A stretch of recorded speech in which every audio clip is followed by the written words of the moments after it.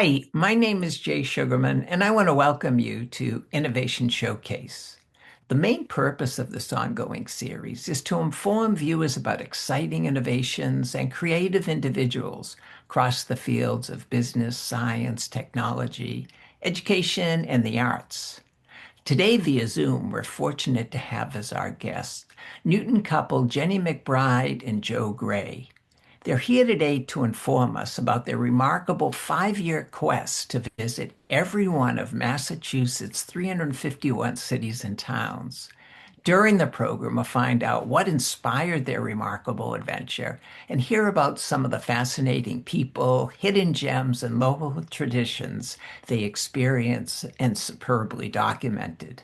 In the process, we'll come to better understand and appreciate the incredible diversity that exists within our state. Let's start by meeting Jenny and Joe and then learn all about their very ambitious and inspiring journey. Welcome. So delighted you're both able to be here. Thank you so much, Jay, for having us. Yes, thank you. This is an honor. And first of all, just congratulations on this fantastic achievement. So noteworthy, so interesting to have followed and find out more about many, many places that I haven't had. I'm sure viewers haven't had the chance to visit and experience, but now are so inspired. Before we jump right to hearing about the last 5 years, I think it would be of interest if each of you just very briefly shared a little bit more about your background, perhaps professional interest. Jenny, please. Sure. Yes. I grew up in Missouri, and I've been after um, grad school, which is where I met Joe in Colorado. I ended up in Massachusetts in 1999, and I currently work in accounting. I work for a small business. It's a group of hardware stores on Cape Cod, actually, but my office is in Waltham. Um, I also enjoy dance a lot, and I'm an avid tap dancer. And I think my other passion is for the outdoors. And I've always loved nature, being outside, hiking, biking, sitting in the backyard, whatever. So that's a little bit about me. Thank you, thank you, thank you. Joe, welcome. A little bit about yourself, please. Sure, thank you. Yeah, I'm Joe Gray, and my name is Joe. That is my full name. People always ask me what it's short for, but I say it's just short. Um, She was named for Joe in Little Women. I that Uh-huh. is true. Okay.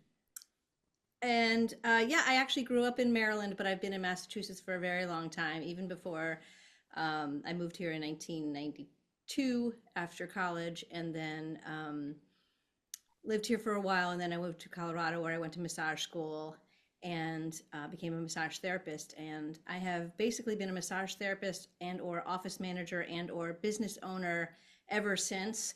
So always wear two hats in terms of sort of the management of that industry as well as hands-on practitioner, which is my favorite thing to do.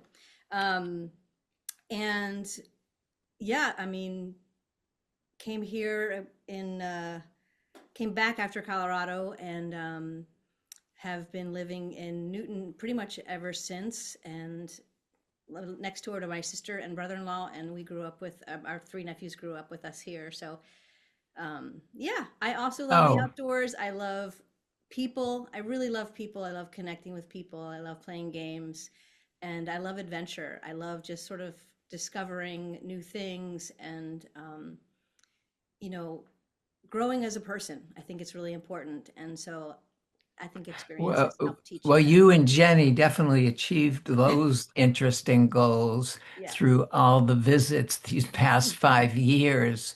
What first inspired or sparked the leap from, say, walking around your Newton neighborhood to exploring the entire Commonwealth? Sure. It was COVID, and we found ourselves doing the same walk, seeing the same people. Everyone was kind of, in a dark place and trying to make the best of it. We couldn't travel. We had a trip to California plan that we had to cancel. And and then we just thought, why don't we go to the next town or a town a little bit further away and see what's there Yeah. instead of seeing the same thing day after day. Yeah. So we And went to Natick. yep. We went Ah, to Natick and a place called Pegan Hill. And I think what sparked it is what we came home and we were talking to each other more. We were delighted at what we saw. The adventure of getting up and out of the house and then coming back was like, oh, this feels really different than just the same old walk and feeling the same old feelings of all the sadness and the losses that we had during COVID. And so that was the spark, I think. And then we did a few more of those. And then classic me, I was just like, we got to start an art project. We got to like fill out, see, look at a map and see what we're missing. And we created a map. We blew it up a little bit. We saw it had all the names of all the towns, and we were like, let's just start coloring them in. Let's just go and see like, and I think what we wanted to make sure that we did is not overwhelm ourselves with the big project right away. We sort of said, if this is something we continue to like to do, it could be a cool goal to visit all of them. But if it's not, we don't have to. We don't owe anything to anybody. We can just, stop at any time. But I think it just unfolded and unfolded, and we had so many great conversations, so many really amazing car rides where we were remembering our other town visits, and it really, it really like uh, it was an easy goal to accomplish, even though it was a lot of work because it was so satisfying. mhm. I read where you said there were almost no rules except that you had to be together to do something. What was involved with that and the reasoning? Sure. Sure. So Well, I think because of the beginning of COVID, not a lot of things were open at the time.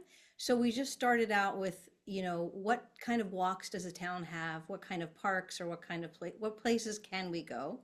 Um, and then sadly, like even libraries weren't open that first year in 2021. A lot of them Mm, weren't. But when those started to open, and of course, we were also the other rule was we tried to contribute to the economy in some way of each town. We figured like if we're trying to get something out of each town, it's part of our values to give back to each town. So we wanted to like do something like that, and we were independent business owners, so we wanted to support independent businesses. So if we found any of those, we would try to support them. And again, generally, it was walks at first, like hikes, conservation lands, historic homes, historic markers, town halls, the signs, of course. But then if we would meet somebody, we would be like, "What else is good in this town?" And then sometimes we would just find some real gems just from talking to people. yeah, and then as COVID kind of lifted and got better, we saw ourselves going to libraries, talking to librarians is wonderful.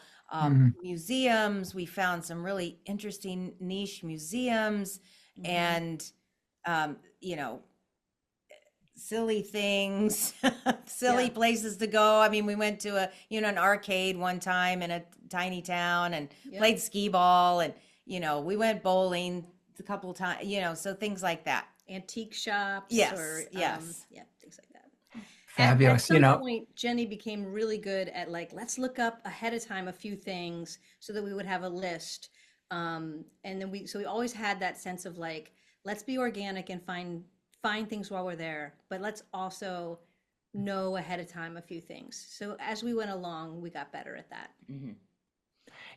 Related to looking up things, how did you go about documenting your journey? I mentioned through the introduction that you did that so well. Could you share that process and how that unfolded? Sure. Well, we took a lot of pictures, um, and sometimes I would jot down notes like what is this says historic, what is this? It's a historic home. We didn't have time or it wasn't open or whatever, so I'd write it down. We'd come home and look it up, and then we worked on a blog where we took all those thoughts and pictures and condensed it and looked a lot of things up and really tried to learn about the town and document that for ourselves, but also, for the future, anybody reading it. And then our nephew said, "Oh, you got to do an Instagram page because our generation doesn't have a um, long span of attention." So then we backlogged and created an Instagram page that was really fun as well. Yeah, that So was really fun. And that helped us stay really in the moment. So we like we would once we started documenting on Instagram, we would pretty much set a goal to within a couple of days get a post up on Instagram. We would give ourselves more time to do the blog, and we had a lot of shared responsibility for that because it was a lot of work. You're not wrong on that. When we did the blog, first we were doing this for ourselves. We just you probably even notice if you go all the way back in the blog, our first parts were just sort of like what do we love? Like we just kind of had lists, and we were like, this is going to be helpful for our book. And then my mom was like, well, I would like to know. I'd like to read that if you're documenting it in your computer. So that's how we came to doing it on WordPress.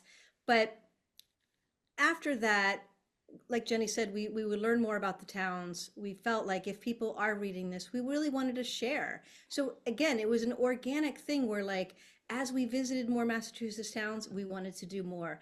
As we started documenting, we wanted to share more. We were really excited.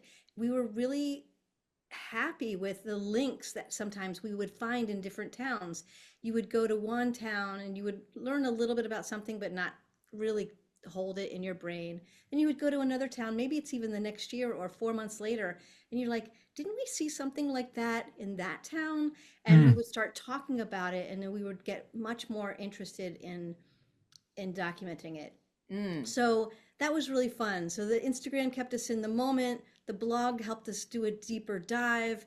And it really, for a long time, not a lot of people were reading it or following us. Our mom, my brother-in-law, like different folks. But it didn't matter. We really felt like, yeah. And I was really inspired to put the coffee roaster page up and be a source for people who wanted to find the independent coffees. Again, we are very passionate about independent businesses and want them to be supported and found. So that was another part that the WordPress blog helped us with.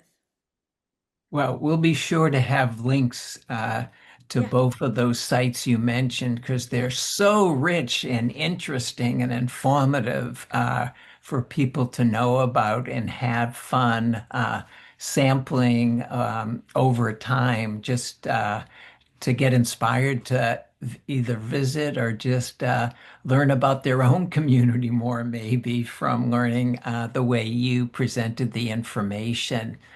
Well, we want to move on to some of the interesting experiences that you did document.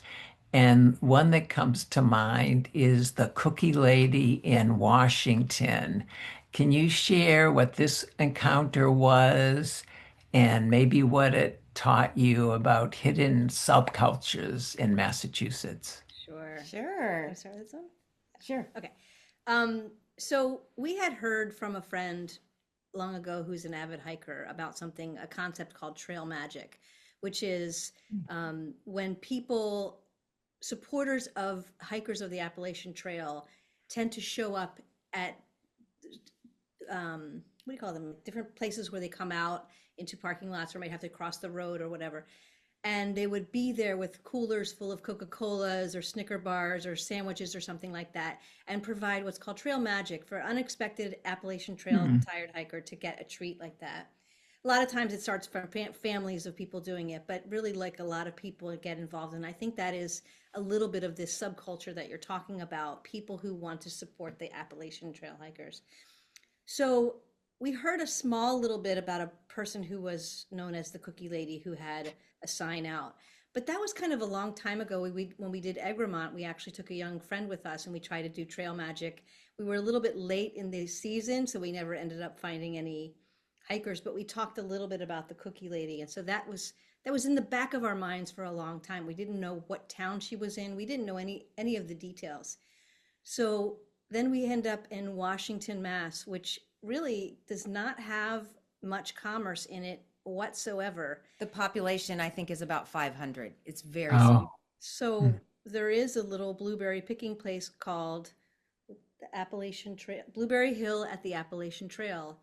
Turns out that's the cookie lady. So we ended up at the Appalachian Trail sign, and across the street, really just across the way, there's this little handmade sign with a woman, and her face is like a cookie, and it says the cookie lady with an arrow.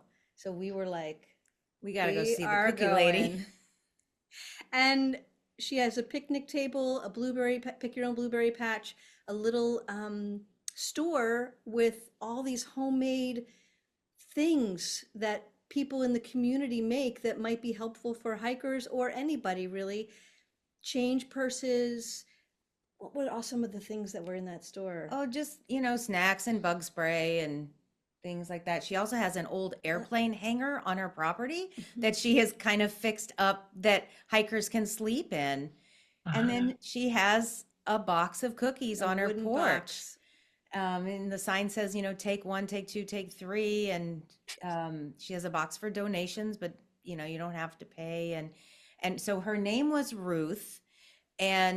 But we found out she was the second generation of Cookie Lady. She and her husband had recently purchased the property from another couple who had were getting older and sold their property.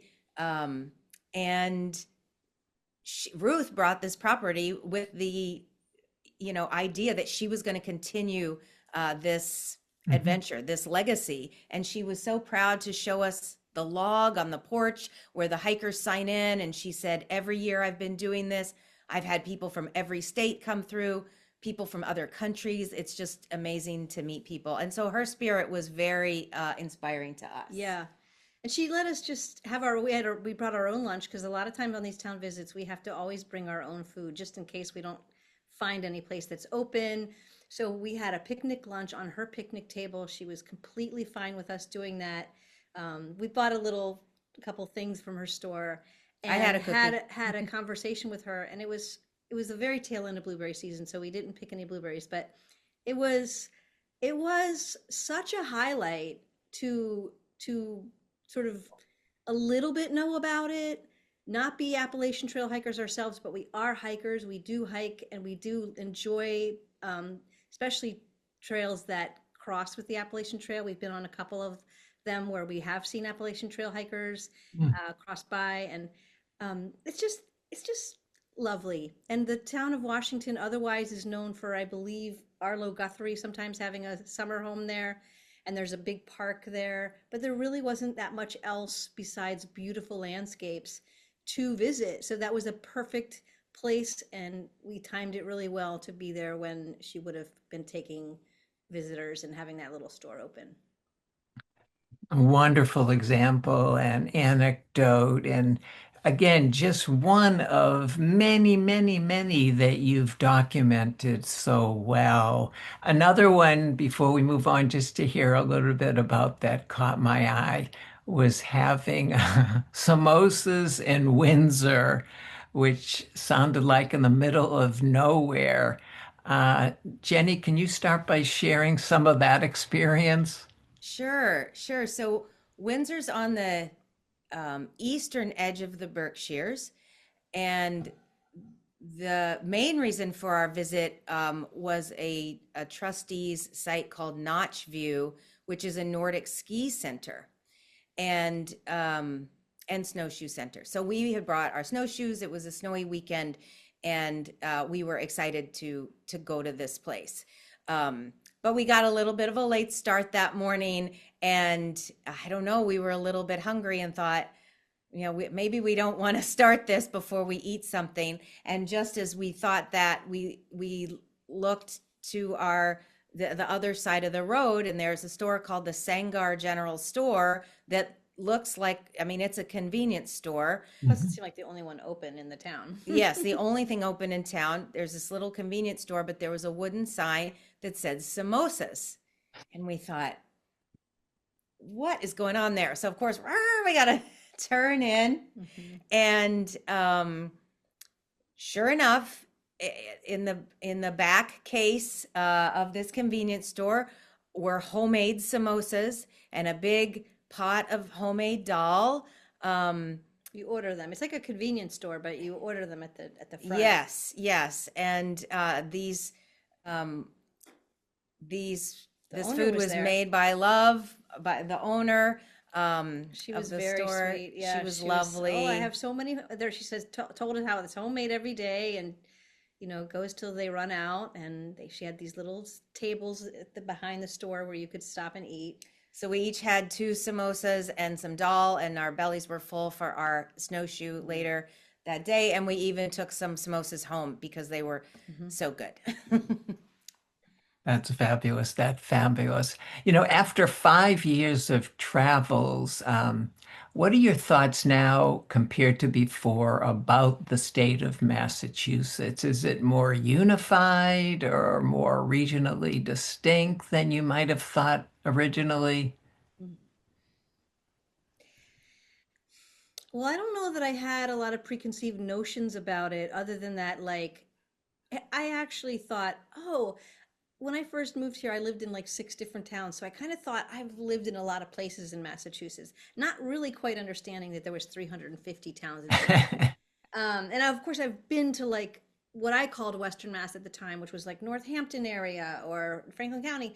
And then I realized when we brought out that map, I was like, wow, the area as you get closer and as you get into our county, even like a lot of the towns are even small or packed together, and really those are the ones that we had lived in or worked in. So we had really like seen like this much of a state that is this big long.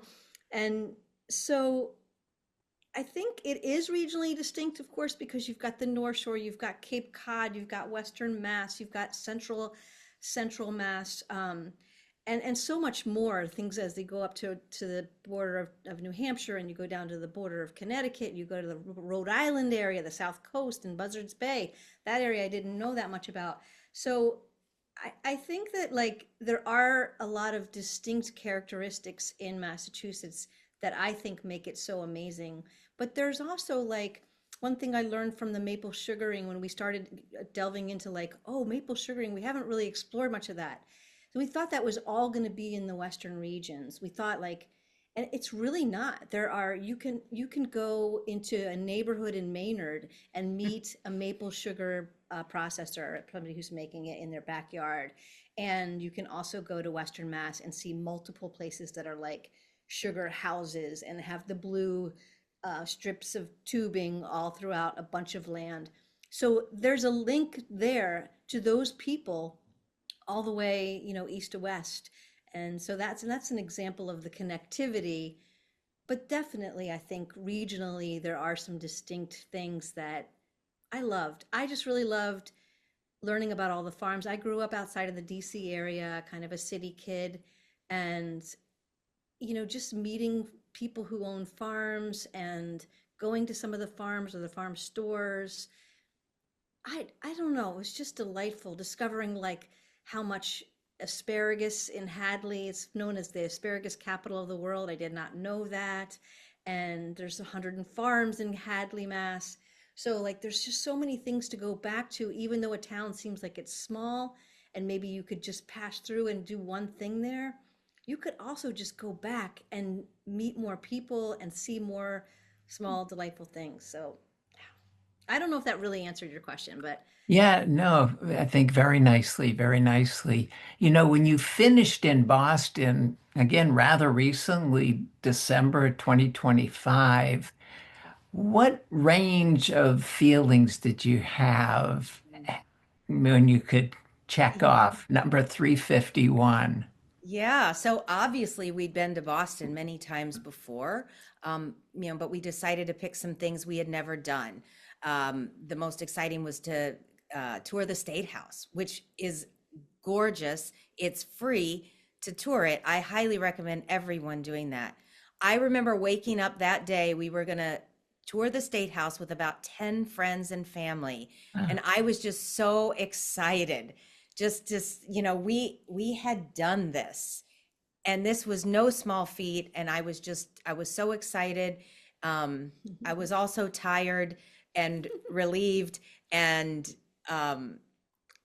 yeah, all of it. And then I found myself, and I still find myself today, not wanting to stop, you know. Oh, you just told us about a new coffee roaster in Shirley. Well, we got to go there. We'll be Somebody going there. somebody told us about a hike that we had never heard of in another place, or a restaurant that we had never heard of, or we saw a news story about this famous store in Haverhill or something that everyone goes to. So it's um so I'm still excited to keep going, even though, happy, relieved, sad to miss it, all that stuff wrapped up in one. Those were my feelings. How about you, Joe? Well, I wanted to say that, like, when we visited the town of Pelham, which is in the sort of Quabbin Reservoir area, we visited the oldest operational town hall in the US when we were there. And when we were able to do that, we met a man, because Pelham has a really cool town flag. And this person there told us that pretty much every town has a town flag, and that there's a hall of flags in the State House. We did not know that. And from that No. point on, we were determined that we would see that hall of flags at the State House. So that was one of the things that we were going to be able to do on that first Boston day that we did for our final town visit. And that was definitely on our minds, and we were super excited about that. But yeah, I think the feelings about Boston, Jenny was so excited because we really did decide, we're like, okay, well, Boston's our last one, but Boston does have like 23 neighborhoods. So maybe we could like delve into the neighborhoods. So we really, again, we're inspired to continue to discover things and keep our eyes open to what is there and not what isn't there, or to feel like we're done, like we just wrapped it up. We just feel like we just began learning about how to discover things, and how to like let life sort of reveal itself a little bit through what you see and who you meet and what you experience. That's fabulous and so inspiring to the rest of us, just hearing your continued excitement and just wanting to explore more and more. I know I'm definitely going to make my way to the State House to see those flags for Good. sure. It's really, really cool. In the minute or so left, any related or upcoming plans connected to your ongoing journey? Well, I'll start by something that just happened yesterday. So, and then you can talk about our future stuff. So yesterday was the 250th anniversary of Evacuation Day in Yeah. Boston. Mhm. Before this journey, we didn't really know what that meant. Um, and we also didn't know who Henry Knox was, or what this train of artillery was. But we did know that we had seen a statue in Otis, Massachusetts, which is in Western Mass, We learned about the trail there. and we learned about the Henry Knox Trail there.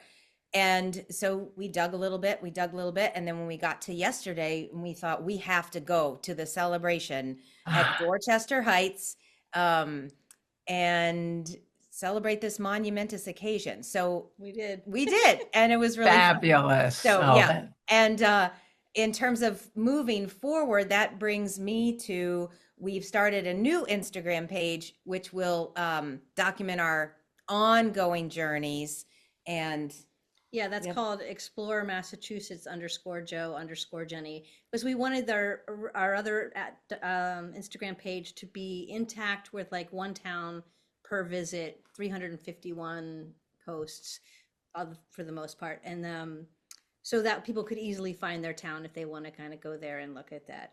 The other thing, since this is new TV, I'll just quickly mention is that the Newton Free Library has asked us to do a display box. And so we're going to do that and be on display from April 1st to April 30th. We're putting together just some things that we've collected along the way, a small version of our map, and maybe some QR codes for people to see, but just people to embrace the different things that we've seen, like nature, food, people, history, coffee.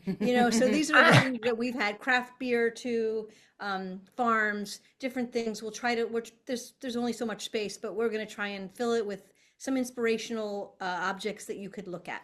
Fabulous. Well, definitely look forward to going to the library, one of my favorite places in town, to enjoy that display upcoming. Well, unfortunately, we've come to the end of the program. I want to thank you both so much again for taking time to be here. So fascinating, so inspiring. Look forward to continuing to visit your ongoing sites and your new one as well. We'll have all those listed in the credits and just want to wish you continued success with your future endeavors. Oh, thank you so much. We really appreciate your interest and just are grateful for anybody who likes to read about our stories. Yeah. Terrific. Well, unfortunately, I have to wrap it up. I also want to thank those of you watching for joining us and hope you'll be able to tune in next time.